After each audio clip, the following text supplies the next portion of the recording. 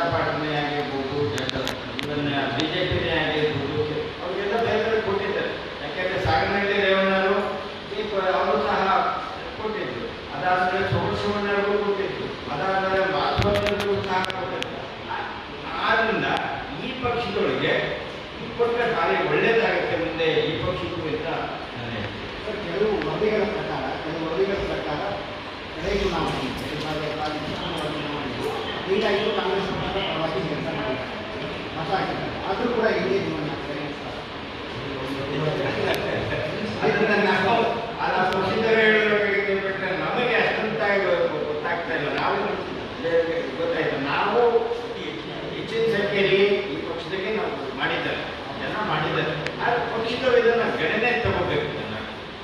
ಗಣನೆ ತಗೊಂಡ್ರೆ ಟೋಟಲ್ ಆಗಿ ತಗೊಂಡಾಗ ಕಾಂಗ್ರೆಸ್ ಪಕ್ಷದಲ್ಲೇ ಲಿಂಗಾಯತ MLA-ಗಳು ಇರೋದು ಜಾಸ್ತಿ. ಪಕ್ಷವನ್ನ ಏನು ಹಿನ್ನಡೆಸಿಲ್ಲ.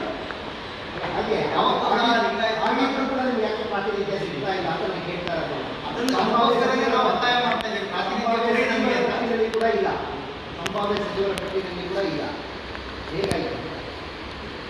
ಆ ಒಂದು ಹಿತಾಸಕ್ತಿಗಳು ನಿಮ್ಮನ್ನು ಕರೀತಾ ಇದ್ದಾರೆ ಅಂತ ಹೇಳಿ, ಆ ಒಂದು ದೃಷ್ಟಿಯಿಂದನೇ ಈ ಮೂಲಕ ನಿಮ್ಮ ಮೂಲಕ ನಾವು ಒತ್ತಾಯ ಮಾಡ್ತಾ ಇದ್ದೀವಿ. ನಾವು ಇಷ್ಟೆಲ್ಲ ಇದ್ದು ಇಷ್ಟೆಲ್ಲ ನಾವು ನಿಮ್ಮ ಜೊತೆ ಇದ್ರೂ ಸಹ ನಮ್ಗೆ ಯಾಕೆ ಕಡೆಗಣಿಸ್ತಿದ್ದೀರ, ಈ ಸಲ ನಮಗೆ ಪ್ರಾತಿನಿಧ್ಯ ಕೊಡಬೇಕು ಅಂತ ಹೇಳಿ ಒತ್ತಾಯ ಮಾಡ್ತಾ ಇದ್ದೀವಿ.